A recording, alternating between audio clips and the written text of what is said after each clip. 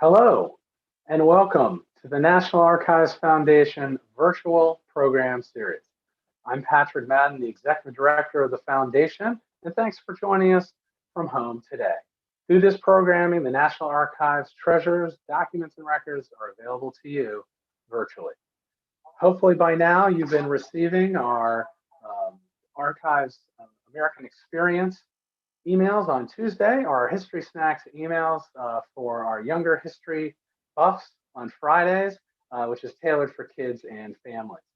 We're delighted to continue our Presidential Library series today with the John F. Kennedy Presidential Library Director, Alan Price. He's going to give us an overview on the library and talk to us a little bit about the Kennedy administration's efforts around women's rights and take your questions.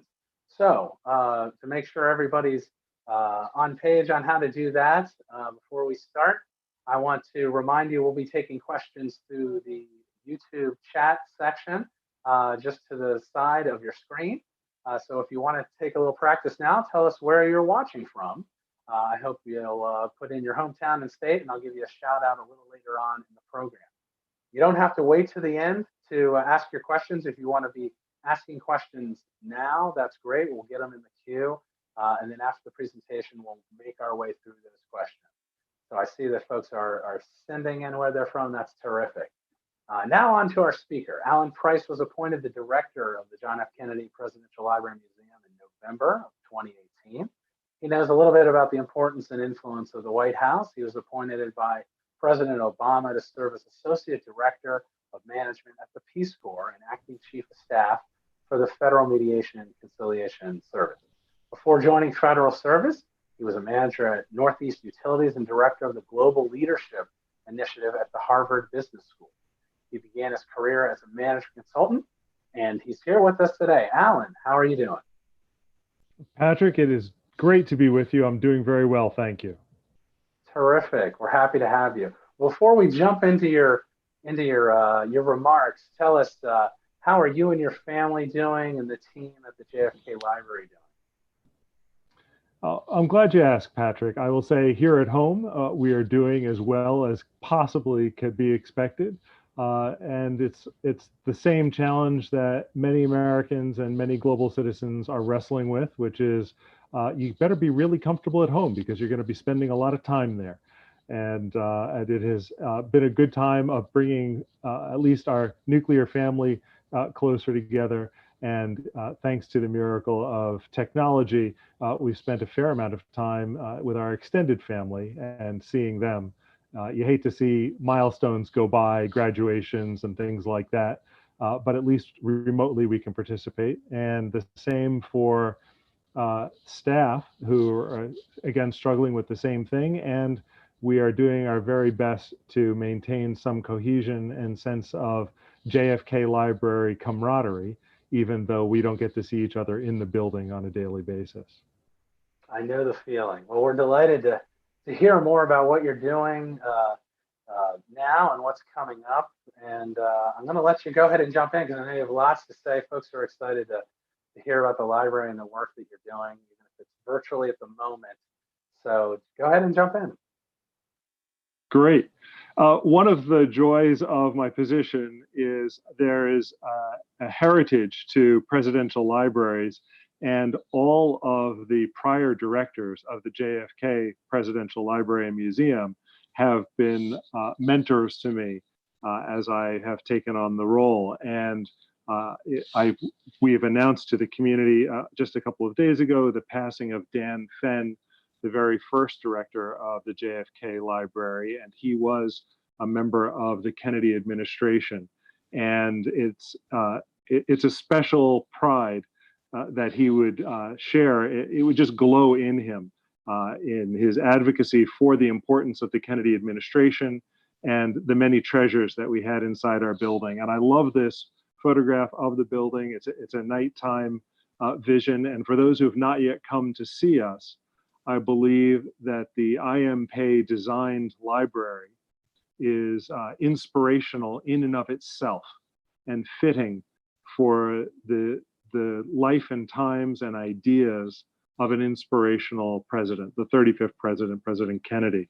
And if you are able to come to visit us, you will see this building. We're right out on Columbia Point, facing out towards Boston Harbor.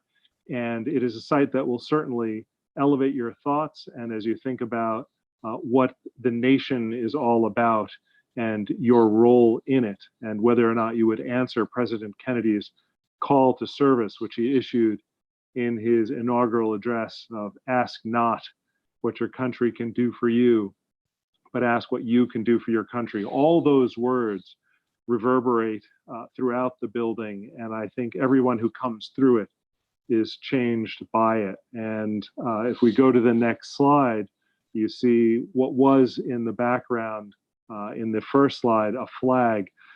You would come through the museum and experience a lot of President Kennedy's origin story, his campaign, his debates against the other candidate, Richard Nixon, all the way through, an opportunity to really experience who he was through the magic of video and audio clips and props in terms of things that were part of the administration and achievements therein.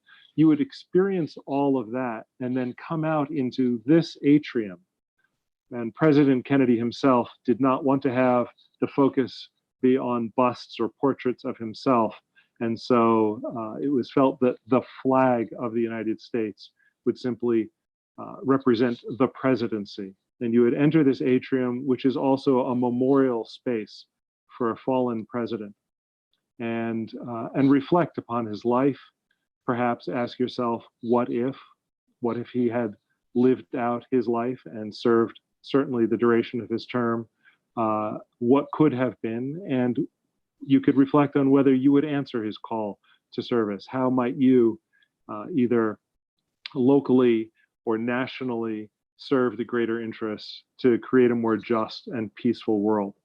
All of that, I think, is part of the experience of our library, and I look forward to reopening and welcoming people from around the nation and around the world to enter with us. And it's exciting that we are now reflecting on the 19th Amendment and the historic milestones that led up to it and the reverberations of that amendment beyond that, and President Kennedy's administration and their role in advancing women's rights in the nation. It's an exciting thing. So thank you for having me here to speak on that.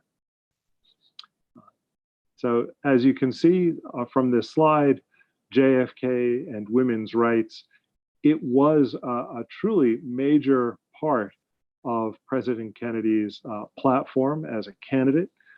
He spoke eloquently about the importance of women's rights and all human rights, and he got bogged down in a lot of issues. I think all presidencies involve a learning curve, and the national issues that pop up are traditionally unpredictable. And we can move on to the next slide. In 1960, this is the historic context. Women make up a third of the country's labor force. They earn only 60 cents on every dollar earned by men.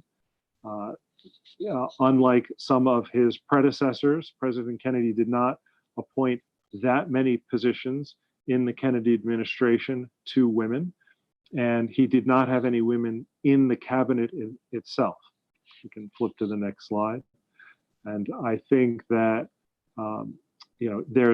there's a great clip, and many of us have watched it many times, where one of the reporters, May Craig, on November 8th, 1961, asks President Kennedy, the Democratic platform on which you ran promises to work for equal rights for women, including equal pay, and to wipe out job opportunity discriminations. And now you have made efforts on behalf of others, but what have you done for the women, according to the promises of the platform? And I will say that President Kennedy's answer, while witty in the moment and is well regarded in the moment, I think there's a sort of play within a play here, because his answer is, well, I'm sure we haven't done enough. And there's laughter in the audience. And I must say, I'm a strong believer in equal pay for equal work. And I think we ought to do better than we're doing. And I'm glad you reminded me of that, Mrs. Craig. And I think while if it had just been left by itself, it could have been interpreted as a dismissive answer. But I think what we see on the record as the follow through following that brief question and answer, Kennedy's response does rise to the occasion, and he does take it seriously. And we can flip to the next slide. You got it there, Kennedy's response.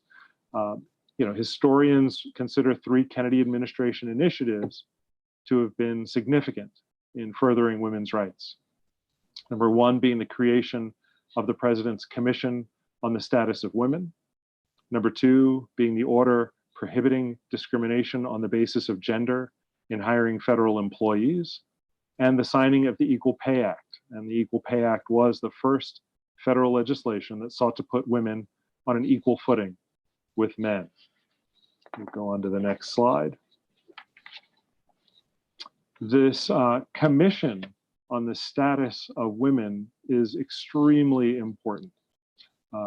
And at the urging of Esther Peterson, head of the Women's Bureau of the Department of Labor, Kennedy creates the commission with Executive Order 10980 in 1961. As an interesting side note, if anybody is looking for a research project and wants to write a Hollywood script, I think The Women's Bureau is a film worth making at some point. He appoints Eleanor Roosevelt as chairwoman of the commission, and she served in this capacity until her death in 1962, and Esther Peterson was the vice chair and took over upon Eleanor Roosevelt's passing. And I would say that his relationship with Eleanor Roosevelt is one of the defining relationships of President Kennedy's presidency. Certainly, she is a major factor in his becoming president in the first place. He works very hard to get her support for him as a candidate. She is enamored with and very supportive of Adlai Stevenson earlier on, going into the Democratic Convention.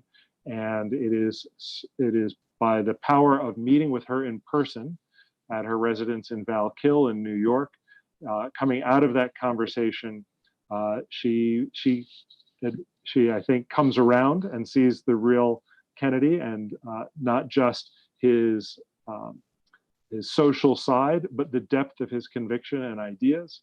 And I think it's wonderful that he appoints her as chairwoman of this commission. We can flip to the next slide.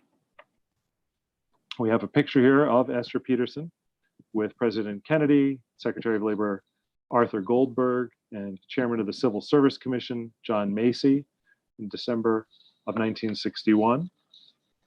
We can flip to the next slide, where he's meeting with the President's Commission on the Status of Women. It is now underway here in February of 1962. We can flip to the next slide.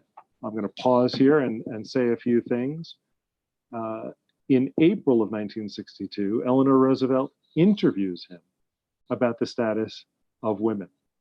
And it starts out with some softball questions about what prompts President Kennedy to form this commission. And he answers, clearly we need to do better and government needs to lead the way. And Eleanor Roosevelt then starts to dig a little deeper, like, well, do better how? And what exactly are we going to do about this? And President Kennedy, in some ways, says, well, I was looking forward to seeing the output from the commission to get guidance on where we should focus our efforts. And I know that Eleanor is not fully satisfied by that, but then she begins to answer his inquiries about where should we focus. And she says one of the things that we should focus on is childcare.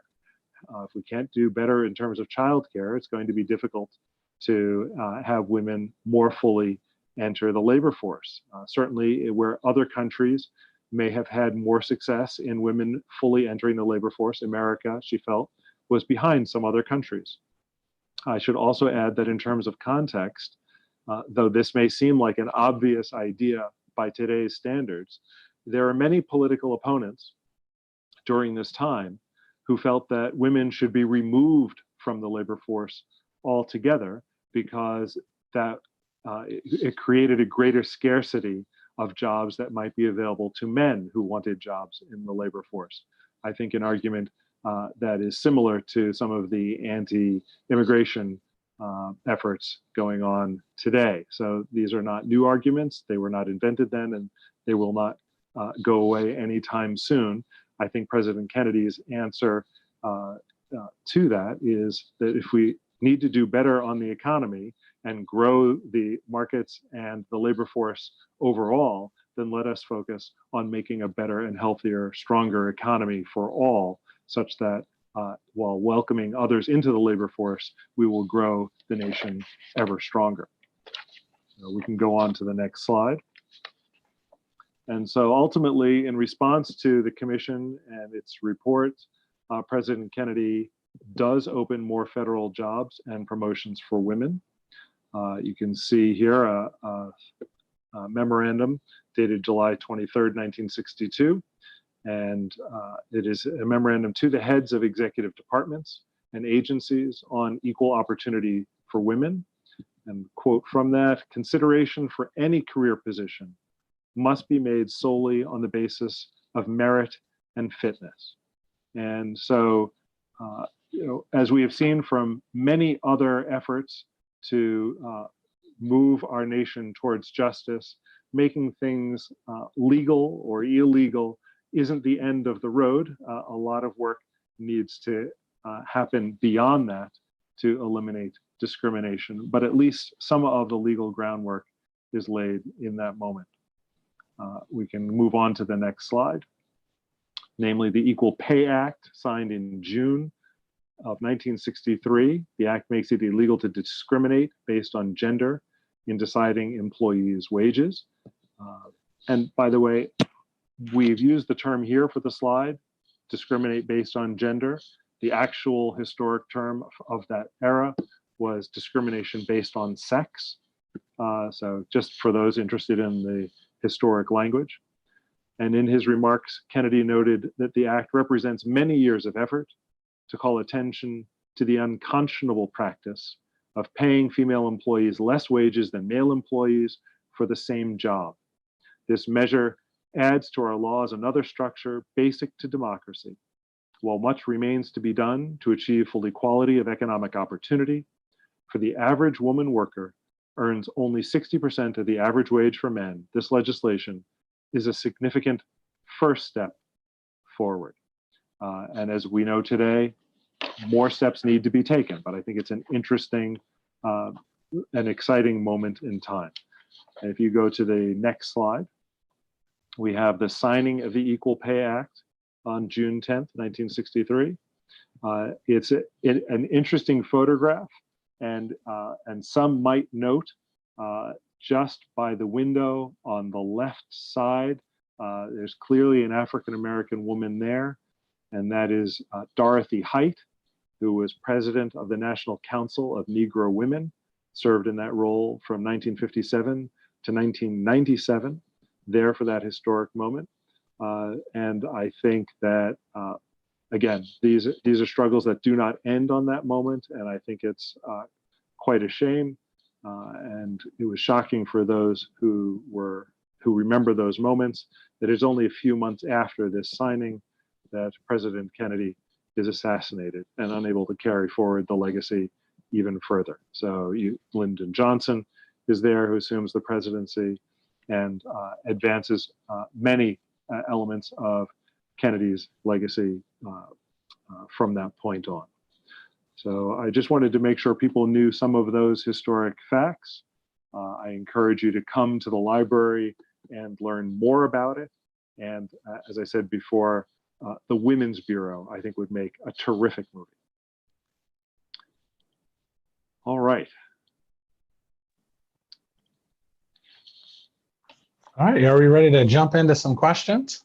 Yes, I'd love to hear them, Patrick. What do we have? Terrific. We've got a few in the queue here. I just want to remind everyone that if you'd like to ask a question on this or about the library, please put those in the chat box on YouTube. and we'll put them in, and we'll see, try and get them in the queue for Alan. So let's just start with a couple of basic ones. One I'm curious about, I'm going to take moderator's discretion here to ask the first question. Feel free. You know, in the United States over the last couple of months, we've really been looking at legacy of historical figures, presidents, and others from the founding and forward. And what can you tell us about how, whether it's historians or the public, that you're finding at the Kennedy Library, how people are thinking about John F. Kennedy's legacy? Do you see it? Has it been shifting, whether it be in the last couple months or the last couple years? I think folks would be interested in hearing about that. Sure. I think that many people point to some pretty concrete measures in terms of his legacy. The establishment of the Peace Corps as an agency, certainly an inspiring legacy for the thousands who have served as Peace Corps volunteers and returned with an even greater sense of civic responsibility to lead this nation. I think that the signing of the nuclear test ban treaty, and I would connect that in some ways with the peaceful resolution of the Cuban Missile Crisis, from which we have learned a tremendous amount, and the subsequent putting into place things like a hotline between the White House and the Kremlin to reduce the risk of nuclear escalation and other peacemaking efforts. I think that his rhetoric in so many ways has inspired generations, not only in America, but around the world. He was a beloved president. And I would say that the entire Kennedy family, Mrs. Kennedy as an inspiration, his brother Bobby, later his brother Ted Kennedy and their public service, the sisters as well, did so many things, from the Special Olympics to fighting injustice and pushing in the civil rights era, to Senator Kennedy's longstanding championing of universal health care. All those things, I believe, carry on as legacies of President Kennedy and the Kennedy family in incredibly powerful ways. Wonderful. Thank you. That is actually a good segue to one of our questions. Are there any members of the Kennedy family involved with the library? We have Caroline Kennedy and her husband, Ed Schlossberg, are very involved in the JFK Library Foundation, which is very helpful in supporting the programming and efforts and outreach of the library. And I would say Caroline and Ed's daughter, Tatiana, has recently joined the board of the JFK Library Foundation.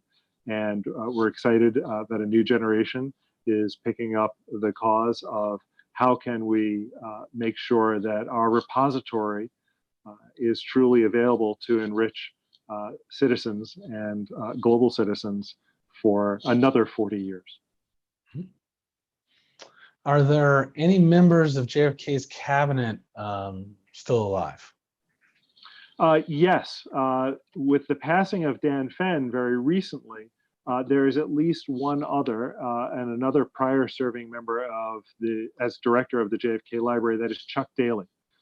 Chuck Daly was appointed to the Kennedy administration in the summer of '63. And obviously that the administration did not last much longer than that, but he is a living witness to those times. Mm-hmm. I think I saw him in that picture that you showed earlier, tucked away. Yes. How about how many people? I know you do a lot with school groups and students. How many visitors does the museum have, and researchers in a regular year? So taking this year out of the equation. Well, in a regular year, we get about 250,000 visitors a year, and about 15% of those are international visitors, and the remaining 85% come from all over the nation. People, I think, are smart to make presidential libraries part of their family road trip, and destinations. And some come by cruise ship, but many just come from many different countries, oftentimes with stories of their direct personal connection to why President Kennedy was important to them. And one of my favorite things to do is to stand in the lobby on different days and ask people, how did you come to choose this place and what did you think of it? And they tell me their stories of personal connection to President Kennedy, and it's marvelous. I think that, I should add, we have so many school groups who come by the busload that are not even counted in that number. And now that we've had the pandemic disruption, we've had thousands of people participate in our programs virtually. And everything from education about the 35th president to civics education in general, we take great pride in fulfilling the mission that future generations should be inspired by the words and deeds of this president.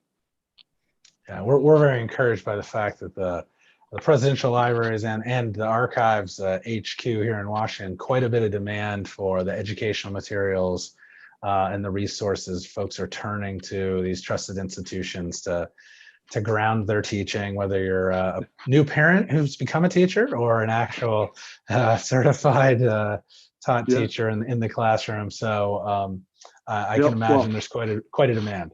I'll say we put out a blast every Tuesday to teachers, many of them middle school teachers, with here are primary source materials and lesson plans to introduce many of these concepts to your classroom. So we try to make it easy for teachers to incorporate these sections of history into their lesson plans. Perfect. Let me see if I can make my way through a couple of more questions here. A couple of research related questions. I'll bundle them and let you answer them as you may. Are there any more papers about the JFK assassination that would be coming out? And then secondary to that, what are researchers studying when they come to the library and the archives? If you can share, general topics. Sure. Research is always happening with us, and though it's more challenging to do it in this pandemic telework environment, we still respond to hundreds of researcher requests constantly. And when researchers are with us, and we are, I believe, the library that attracts the greatest number of researchers and researcher requests of the presidential libraries, we take great pride, and their research subjects are so varied. Last summer we had a researcher with us for almost the entire summer who had come from Italy and who was doing research on Bobby Kennedy, because when Bobby was doing investigations into the rackets, that is the organized crime, and as Attorney General reorganized the Department of Justice to, in an interdisciplinary way, be able to anticipate and better respond to the criminal activities of organized crime. And he was the first to sort of publicly name the mafia as an enemy of democracy in so many ways. Italy hadn't done that. And so Italy, in many ways, borrowed their model of better response from Bobby's response. And so I just found it fascinating that somebody from Italy would go back into the 60s, research Bobby Kennedy for answers to how can we do better in Italy. And that was terrific. So many research requests about Mrs. Kennedy, and not just about what she wore, but about who she was and the role she played and her visit to India and things like that. So many research requests about, obviously we have some greatest hits around Vietnam War and around Cuban Missile Crisis and things like that. But the process of declassifying documents continues to this day. And as more things become declassified, researchers will have a constant stream of new things that they will want to review and make sure that the public is aware of, because any administration can only really be thoroughly understood over the course of time. So that's a good segue because we had a couple questions come in about Jackie Kennedy. So do you all hold her papers as well? So that let me just ask a couple here and let you answer. Was Yeah. she an influence on his thinking about women's rights and legislation policy? So I'll let you start with those two. Sure. Well, first, let me just point out, and some will find a bit of this surprising. In the big picture, the archival collections we hold, obviously, President Kennedy and his administration. We hold the collection for Mrs. Kennedy. We hold the collection for Bobby Kennedy and for Ted Kennedy. And we also have, and this is by interesting historic connection, the Ernest Hemingway collection. Because when Ernest Hemingway passes away and Mary Hemingway cannot get his belongings and papers out of Cuba and appeals to the Kennedy administration for help, it is Mrs. Kennedy in part who helps facilitate that and make sure that she's able to get there and take one fishing boat worth of belongings back to the U.S. And she asks Mary Hemingway, "What are you going to do with this?" And essentially, because Ernest Hemingway never went to university, there was no logical other place to hold his collection of papers. And Mrs. Kennedy said, "Well, when we build Jack's presidential library, we'd be honored to have his things with your husband's papers." And so, so we have, that's particularly for Hemingway scholars. That collection, a piece of it is open to the general public, but that collection is primarily for real scholars of literature. And so that's a bit about some of the collections. The other piece of your question was about Mrs. Kennedy in particular. Remind me again. Are you aware of her influencing policy or legislation around women's issues, women's rights? I think one can surmise pretty easily that she had to have been a major influence for him. There are so many times when she does influence him. One of my favorites is they are together at a dinner to address a gathering of Democrats. And President Kennedy has his written remarks of things he's going to say, and he talks about the history of the Democratic Party, et cetera. And you can see beyond the typewritten remarks that he has written in his own scribble, and he does have difficult handwriting to read. He passes as a note to Mrs. Kennedy, "What is that quote from Ulysses?" And then Mrs. Kennedy verbatim writes out a quote from Ulysses.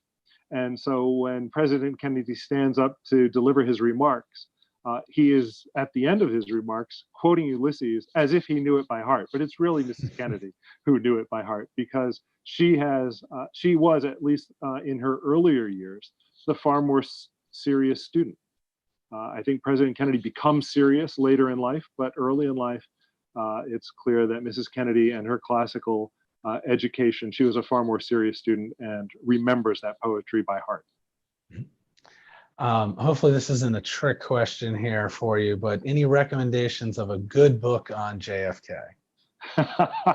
There are several really good books on JFK, and I'm going to mention one that should be coming out early September, because Fred Logevall, who's a noted Harvard historian who's written several fantastic books, has attempted to put together the definitive and comprehensive 2-volume set on President Kennedy.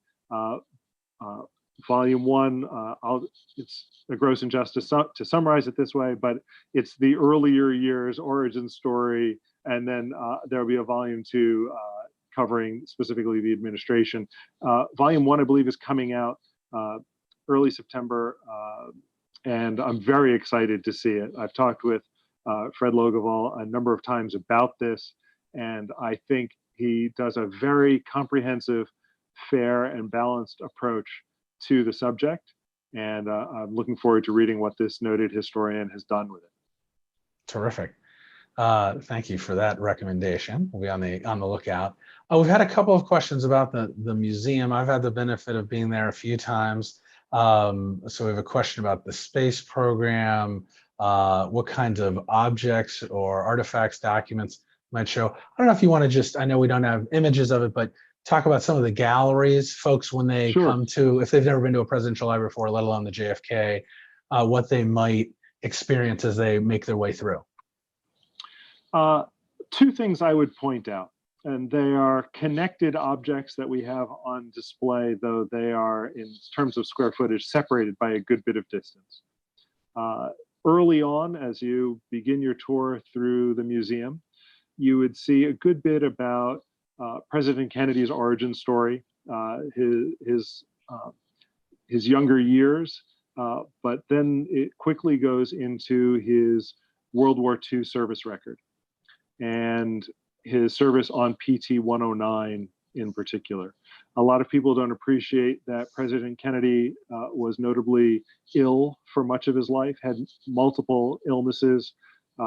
His father joked that that Jack was so sickly that if a mosquito would bite him, the mosquito would certainly die. He just seemed to be sick all the time, and yet when it was time for World War II, Jack really wanted to enlist, and he was initially refused and turned down for military service. He prevailed upon his father to intervene. He really wanted to serve. He was accepted into the Navy and assigned a desk job. He asked his father to intervene again because he must go to the front. And he was assigned to PT 109 in the Pacific Theater and served admirably there. And for those who don't know, PT boats are, compared to the larger ships, incredibly small. They're 60 feet long. They're actually wooden ships with a light metal hull around it to try and repel small arms fire. And PT stands for patrol and torpedo. And they would try to swarm and disrupt the enemy supply chains as best they could. And in the middle of the night, there was a collision between the Japanese destroyer, the Amagiri, and PT 109. Two members of the PT 109 crew were lost in that collision, killed in that collision, and the others managed to swim to safety. There's a lot of back and forth I find fascinating between President Kennedy and the commander of the Amagiri. They correspond and maintain a relationship for the rest of their lives. It's extraordinary. And the commander of the Amagiri actually comes to the U.S. to campaign for Kennedy when he's running for the presidency. And there was that moment just prior to the collision when the commander of the Amagiri instructs his helmsman to avoid collision, and part for the practical reality that if you collide with a torpedo boat, it could hurt your boat. But the helmsman does not follow the order, and the commander of the Amagiri later court-martials the helmsman. He really did not want to have that collision. But President Kennedy manages it with the prior injury to his back, disc problems from Harvard football.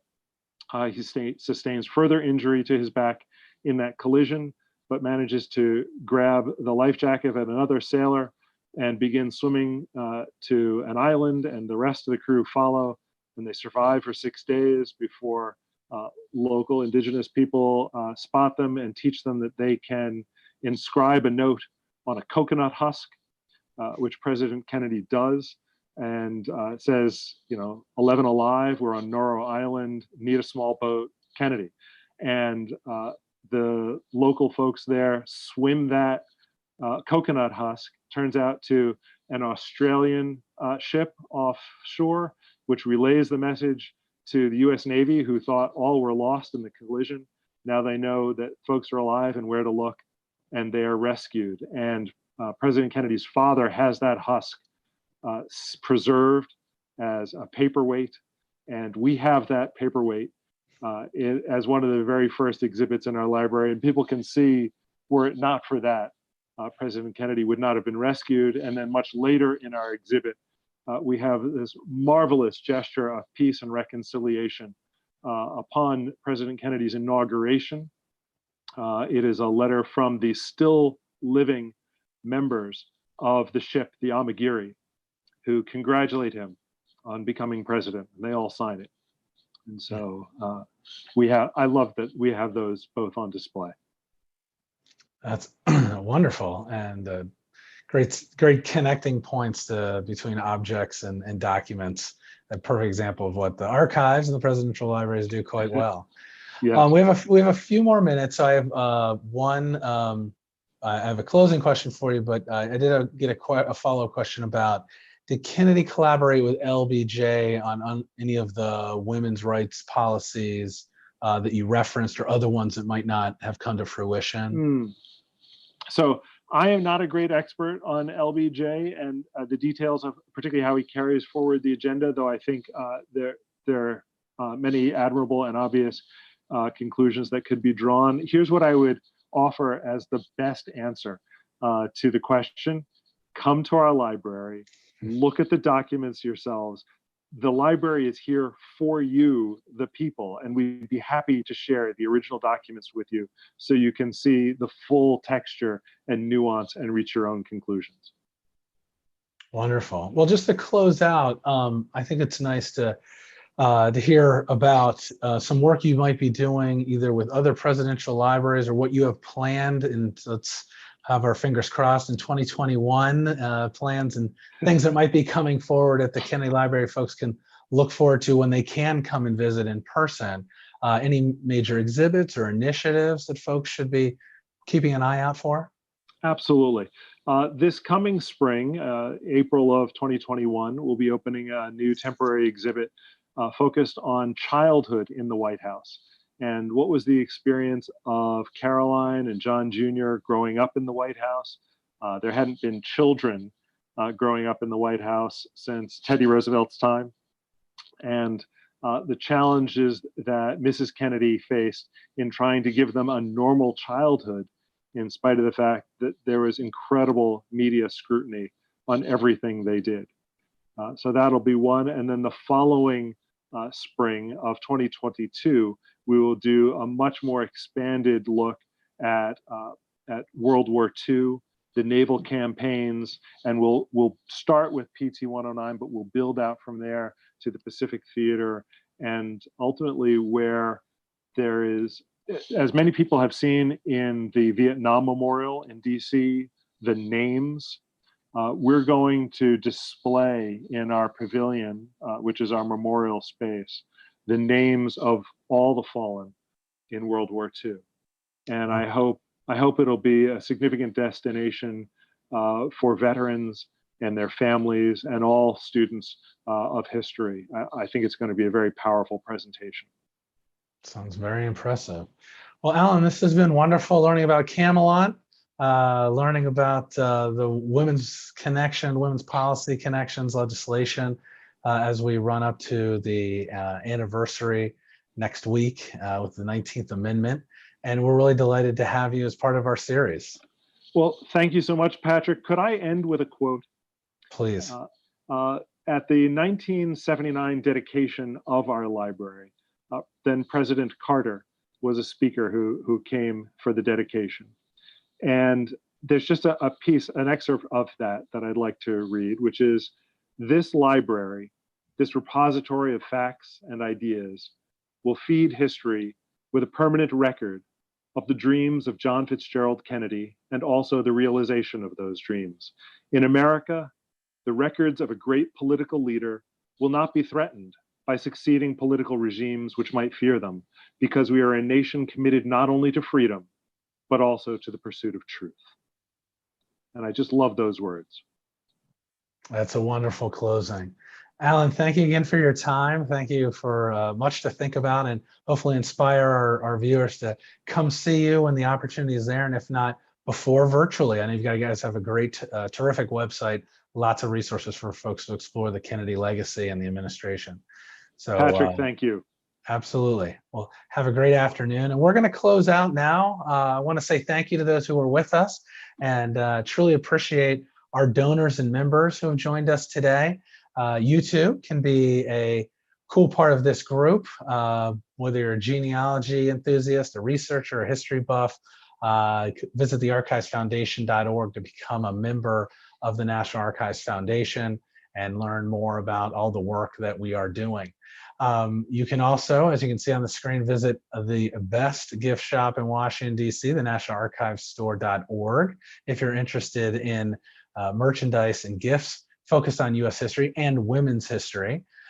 So don't miss out. Visit us online. And starting this Friday, we're going to have a special sale in conjunction with the 100th centennial for Rightfully Hers. So stay tuned for that email box near you. Next week, we've got a packed week in conjunction with the anniversary. Our next big program will be the Suffragist Playbook, Your Guide to Changing the World, with authors Rebecca Roberts and Lucinda Robb. That book is coming out, I believe, in October. They're going to give us a preview, some famous names there. So I think you'll want to definitely tune in for that. And then on the 26th, we've got two programs by the National Archives. One is a family program at 1 p.m. Where they'll be talking to the spirits and reenactors of Susan B. Anthony, Alice Paul, and Sojourner Truth. And then that evening, author and historian Dr. Martha Jones will discuss her upcoming book, Vanguard: How Black Women Broke Barriers, Won the Vote, and Insisted on Equality for All. And then we'll close out the week with two programs on the 27th. At 1 o'clock, we'll have a reenactor of journalist, abolitionist, suffragist Ida B. Wells talking about her life, followed by a conversation with Alelia Bundles and Ida B. Wells' great-granddaughter, Michelle Duster. That'll be very interesting. And then that evening, a terrific program featuring 3 secretaries of state, New Jersey, Florida, and Washington, all women who are in charge of the elections in their state. So 100 years later, they're in charge of the ballot box. So that'll be a really interesting and timely program with everything happening in the conversation in the media right now. We want to thank all of you for joining us, and we want to especially thank our sponsors, those of you who have been following the Archives Rightfully Hers initiative, which has been celebrating for over a year now the 19th Amendment commemoration. We've had a lot of supporters, corporate and foundation individuals, who have helped us make this happen over the last year and a half. Actually, the Archives has been working on this and planning this for over 4 years. So we're excited to have this culminate next week and keep the energy around this subject going forward. So thank you to all of our sponsors for that. We want to thank our friends at the John F. Kennedy Presidential Library today. It was a terrific program, and on behalf of the National Archives Foundation, thank you for joining us. And until our next program, be safe and be well.